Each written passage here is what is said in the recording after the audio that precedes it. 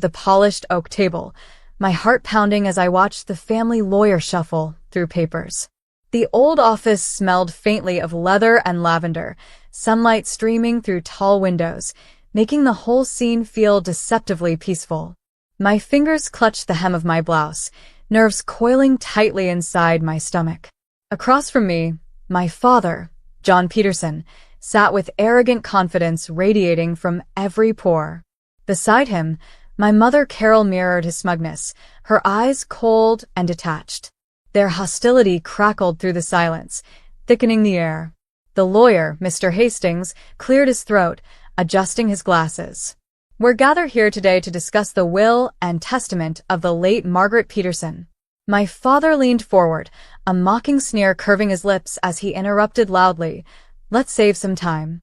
My mother left everything to me and my wife, Carol. She understood loyalty, legacy, family. Which, unfortunately," he paused deliberately, glancing at me with a cruel smirk, "doesn't include certain imposters." My cheeks burned as my cousins and distant relatives murmured uncomfortably, eyes darting toward me. "What exactly do you mean?"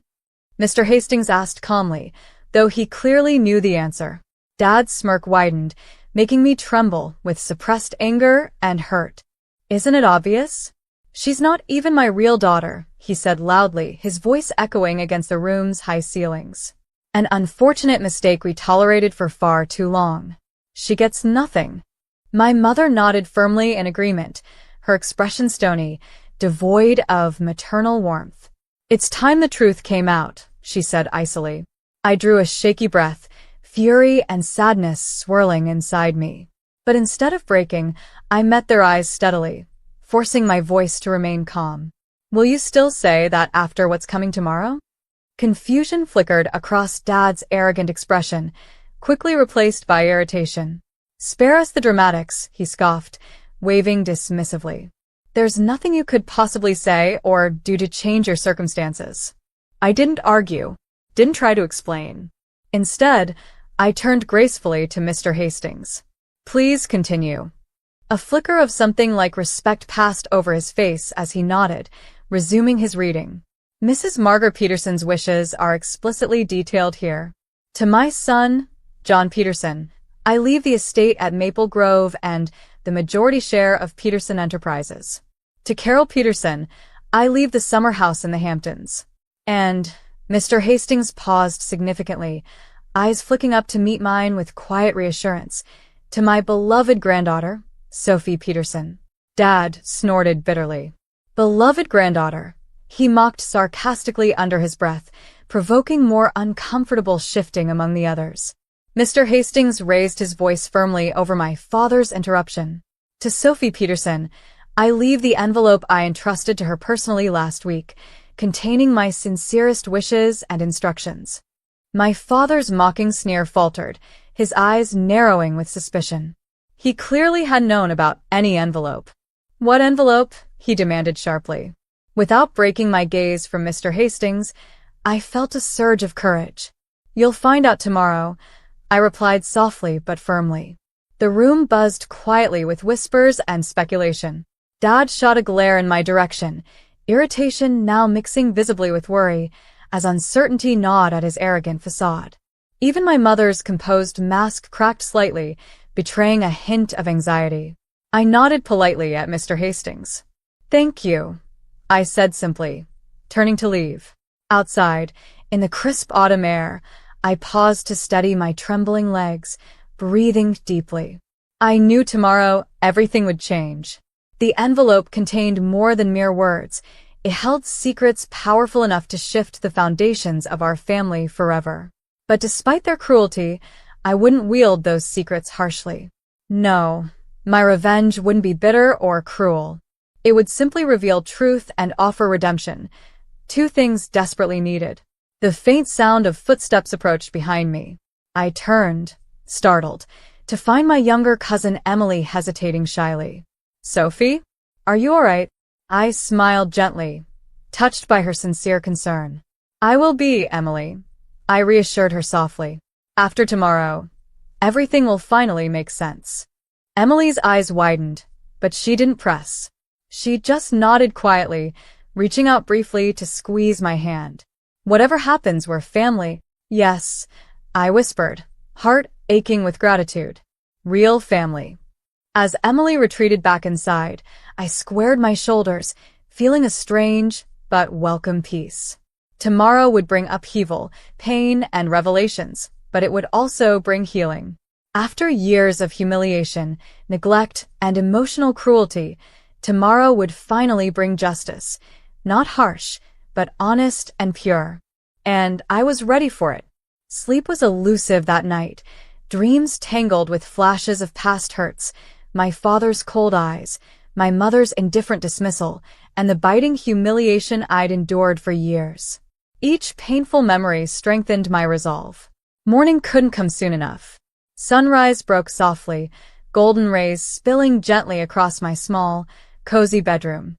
I rose swiftly, determination coursing through me. Today was the day everything would finally be set right, not through anger or cruelty, but through a simple revelation of truth. It was justice, clean and pure, something my grandmother had meticulously planned for this very moment. I pulled open my desk drawer and took out the envelope, its edges crisp, embossed with Grandma Margaret's elegant handwriting. My fingers traced her name with reverence. This letter was her final gift to me, but also her legacy, proof that love could outshine greed, and truth could conquer arrogance. An hour later, precisely at 9, I arrived at Peterson Enterprises, the towering glass structure glittering proudly in the morning sun. It felt intimidatingly large, symbolic of the empire my father jealously guarded, mistakenly convinced it was his alone to control. Taking a steadying breath, I walked toward the entrance, feeling eyes from employees linger curiously as I passed. The elevator ride felt excruciatingly slow. When I stepped onto the top floor, my father's personal secretary, Helen, looked startled. Sophie, your father isn't expecting you. I smiled warmly, unshaken by her worried tone. I know, Helen, but this won't take long. Without knocking, I opened the door to my father's expansive office. My heart hammered as I saw him behind his massive desk, paperwork spread out in front of him. Mom sat stiffly on the leather couch nearby. Both looked up sharply, irritation clouding their faces. What are you doing here, Sophie? Dad snapped impatiently, rising abruptly from his seat. You have no right to barge in here. I promise this will only take a minute, I replied evenly, stepping forward confidently. I held out Grandma's letter, my voice steady yet quietly intense. Grandma left this for me. She wanted you to read it personally. He scoffed dismissively, though his eyes betrayed an unmistakable flicker of uncertainty. I don't have time for games, but I placed the envelope firmly on his desk. It's no game. It's the truth. Grandma's truth, one you can't hide anymore. Dad's jaw tightened visibly, tension radiating as he exchanged a nervous glance with Mom, whose previously cool composure was cracking with anxiety. Without another word, he snatched the envelope, tearing it open hastily. His eyes moved rapidly, the color draining from his face with each passing second. What is it? Mom asked sharply, visibly shaken by his reaction. Dad ignored her question, staring blankly at the words. Slowly, his eyes lifted to mine, fear and disbelief shimmering in their depths. This can't be, she wouldn't. I remained calm, unwavering. She did, Dad. It's all there. What is it? Mom repeated frantically, grabbing the letter from him. Her eyes widened as she scanned its contents, her hand trembling. Margaret left controlling shares of Peterson Enterprises to Sophie? Silence pressed heavily in the room. My father slumped back into his chair, utterly speechless. His empire, his life's work, the very thing he had wielded to belittle and humiliate me, had been quietly gifted to me. Grandma had silently observed every cruelty, every dismissive glance, each painful slight, and responded not with anger, but with justice. Sophie, Dad finally whispered hoarsely, voice thick with barely controlled emotion. You can't. I can, and I will. I interrupted gently, surprising myself with the steadiness of my voice. But I won't do it to hurt you. I'm here because Grandma wanted this to be about healing. She knew money and power had corrupted you. She wanted to remind you what truly matters. Mom sat rigid, pale-faced, eyes darting desperately between us. Dad's shoulders slumped further, eyes filling with a vulnerability I'd never seen before. For the first time, his voice was stripped of arrogance. She knew everything. She knew how unfairly we treated you. I nodded slowly, compassion stirring inside me despite the hurt I'd endured. She knew, but her choice was never about revenge, Dad. She wanted redemption for you, for us as a family. For a moment, silence engulfed us again, the enormity of Grandma's love and wisdom sinking deep into the wounds they'd inflicted. Dad swallowed hard, blinking back tears. I've made terrible mistakes, Sophie. Mistakes I can't justify. Mom said nothing, tears silently streaking down her carefully composed face, finally acknowledging the pain she'd long ignored. It felt strangely comforting. I stepped closer, my voice softer, my tone forgiving. We all have regrets, Dad. Grandma believed in second chances, and so do I. Maybe it's time we start fresh, not as rivals, but as family. Dad raised his head, searching my face, as if truly seeing me for the first time. His voice broke with a fragile sincerity, decades of bitterness unraveling in seconds. After everything we've done to you, you'd offer us forgiveness? I'd offer us a chance, I replied gently, holding his gaze. A chance to be better. As I left the office moments later, a profound peace settled over me. Grandma's legacy had achieved exactly what she intended, redemption rather than revenge, kindness over cruelty. Walking out into the bright sunlight again, I felt lighter than I'd ever imagined possible. Grandma Margaret had given me something far more valuable than any fortune or power. She'd given me the truth and a path toward healing. And with her gift, I'd chosen kindness. In the days following the revelation, a gentle shift occurred within the family. My father's usually cold demeanor softened, replaced by cautious humility. Mom, too, reached out hesitantly, her eyes holding genuine remorse as she tried to bridge years of emotional distance. It wasn't easy, but slowly we began to rebuild trust. The company's ownership didn't just grant me financial power, it allowed me to make meaningful changes. My first act was establishing a foundation honoring Grandma Margaret's name, dedicated to supporting young people who'd faced rejection and hardship in their families. It was my way of turning pain into purpose, something Grandma had always taught me. A month later, I organized a gala to officially launch the foundation. At the beautifully decorated hall, guests milled around, chatting quietly over sparkling glasses of champagne. My father stood awkwardly near the entrance, clearly out of his comfort zone. When our eyes met, he offered an uncertain smile, which I returned warmly. I never expected this, he confessed quietly as I approached him. Not after the way I treated you. I didn't expect it either, I replied truthfully, but Grandma believed family was worth saving, and so do I. He nodded, swallowing back emotion. I'm proud of you, Sophie. Truly. His words, genuine and unguarded, healed something deep inside me.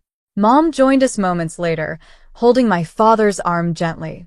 We owe you more than apologies, she said softly, her eyes shimmering. You showed us kindness when you had every reason not to. Grandma taught me forgiveness is stronger than resentment, I explained gently. This foundation is about helping others find the strength to forgive too. As we talked, I spotted Emily approaching, her face glowing with happiness. You really did it, she whispered excitedly. Grandma would be so proud. I hope so, I said quietly, feeling warmth spread through my chest. Emily's hand squeezed mine, reminding me of the genuine bonds I still had within the family. Later, as I stood on stage to give my speech, I glanced around the room filled with hopeful faces. My voice trembled slightly as I spoke, but the passion behind my words was undeniable. This foundation is born from hardship, I began, but it's driven by love and forgiveness. My grandmother believed in second chances, in finding strength not through revenge, but kindness. My eyes locked briefly with my parents, whose expressions held quiet gratitude. I took a deep breath, my voice stronger now. Today, we begin healing, not just my family, but countless others. Grandma Margaret's legacy will remind us all that the most powerful revenge is choosing compassion. Applause filled the hall, resonating deep within me. Stepping down from the podium, I knew Grandma's spirit was smiling somewhere, proud I'd chosen the path she'd always envisioned. In reclaiming my dignity, I discovered something infinitely more valuable, the true meaning of family, forgiveness, and the strength that only comes from kindness. In the weeks following the gala, my bond with my parents began to mend gently but genuinely. Bitterness softened into understanding, resentment faded into careful optimism. Slowly, we found small, meaningful moments together. Quiet dinners, tentative laughter, and honest conversations that healed old wounds. Yet, deep inside, one unresolved piece remained, the truth about my birth parents. It was something I'd always pushed aside, scared of what I'd uncover. But now, standing in my newfound strength, I knew facing that truth was essential to truly moving forward. On a crisp, sunlit morning, I sat with my parents in our family living room, holding a file the lawyer had discreetly provided.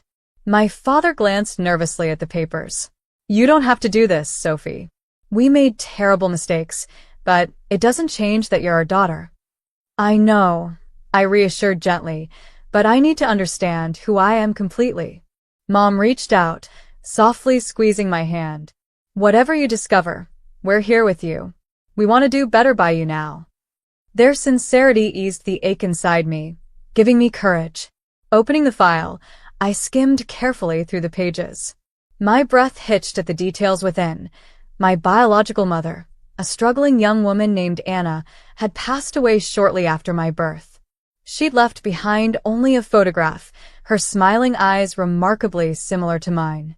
My biological father had disappeared before I was born, leaving her alone. My heart twisted with sadness, yet understanding filled the space where uncertainty had lingered. I wasn't abandoned. I was deeply loved, first by Anna, then by Grandma Margaret, and now, finally, by the parents sitting beside me. "Her name was Anna," I whispered softly, passing them the photograph. Mom took it gently, her eyes filling with tears. "She's beautiful," Mom murmured quietly, voice trembling. "Just like you." Dad nodded slowly, his face filled with genuine remorse and tenderness. "We're so sorry we hid this from you for so long, Sophie. It wasn't fair. It wasn't right." "I forgive you," I told them honestly, feeling a deep peace settle within me. "You've shown me what family truly means, not blood, but genuine love and honesty." Mom embraced me softly, her tears mingling with mine. Dad wrapped his arms around us both, the gesture warm and sincere. At last, surrounded by love I'd always craved, I knew I'd found home. Days later, standing at Anna's humble grave, I laid down fresh flowers, whispering softly, "Thank you for your courage. Your sacrifice brought me to a place of love." With a quiet sigh of gratitude, I turned back toward my waiting parents, their faces patient and supportive. Walking toward them, I knew I'd found something precious, not only forgiveness but also redemption and true belonging. Anna had given me life, Grandma Margaret had given me strength, and now my parents had given me their hearts anew. Together, we discovered that life's greatest gift wasn't money, power, or revenge. It was love, acceptance, and the extraordinary courage it took to forgive. Months passed quietly, filled with healing and genuine connection. The once painful void in my heart gradually transformed into warmth and fulfillment. My parents became my strongest allies, openly proud and supportive in ways I'd never dreamed possible. Through our shared journey, we became something stronger, a family built not just on blood or obligation, but on sincere love and forgiveness. Peterson Enterprises flourished under my leadership, not driven by greed or ego, but guided by Grandma Margaret's compassionate legacy. The foundation became my life's passion, helping hundreds find hope, healing, and second chances. Every day, my grandmother's wisdom resonated in my heart, guiding me gently but firmly toward kindness and purpose. One bright afternoon, I returned to Grandma Margaret's old estate, the peaceful place she once called home. The maple trees she loved so dearly whispered gently in the soft breeze. Standing beneath their comforting shade, I closed my eyes, breathing deeply. "You'd be proud, Grandma," I murmured softly. "I kept my promise. I chose kindness, just like you taught me." Behind me, footsteps approached softly. I turned to see my parents walking slowly toward me, holding hands, their expressions serene and filled with warmth. "We've come a long way," Dad said, his voice quietly reflective. "Thanks to you." "No," I corrected gently, smiling softly. "Thanks to Grandma, and thanks to all of us for choosing forgiveness." Mom squeezed my hand lovingly. "You showed us how to heal, Sophie. You changed us." Emotion filled my chest, tender and profound. The hurt and rejection of the past felt distant now, overshadowed by the genuine bond we'd created through forgiveness and understanding. We stood there quietly, basking in the peacefulness surrounding us, each lost in thought yet beautifully connected. At that moment, beneath the whispering leaves, I finally understood Grandma Margaret's greatest lesson. Real strength was never in revenge or anger. It was in compassion, redemption, and the courage to choose kindness even when it was hardest. Later, as the sun dipped gently behind the horizon, painting the sky in soft hues of orange and purple, I felt truly content. Life had tested me in unimaginable ways, but it had also taught me powerful truths. I had lost so much, but in the end, I'd gained infinitely more: a family restored, a heart healed, and a life defined not by bitterness, but by grace. Walking toward the future, I knew I was finally free, not because of wealth, power, or revenge, but because I'd learned to forgive, to love,